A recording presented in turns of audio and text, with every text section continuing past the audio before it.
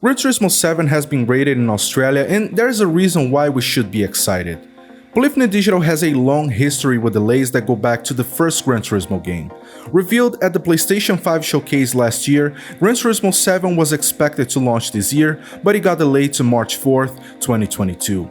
And while there's reason to believe the game might be pushed further back, the classification of the game by the Australian government is our first indication that the game might be on track for release on that date.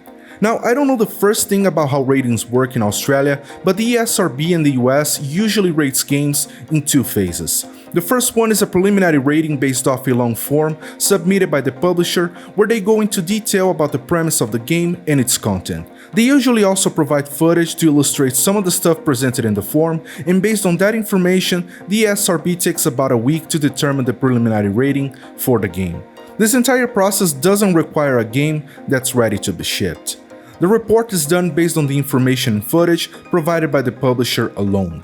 When the game is finally ready for release, that's when the publisher will send copies of the final game to the SRB so that they can review the game's packaging, and if there's cause for concern that the publisher might have tried to misrepresent their product in the preliminary rating, they will actually play the game for up to 4 hours to determine if the info they initially provided matches what's actually in the final version. Now, before any of you thinks that it's easy to trick the SRB, there's a catch.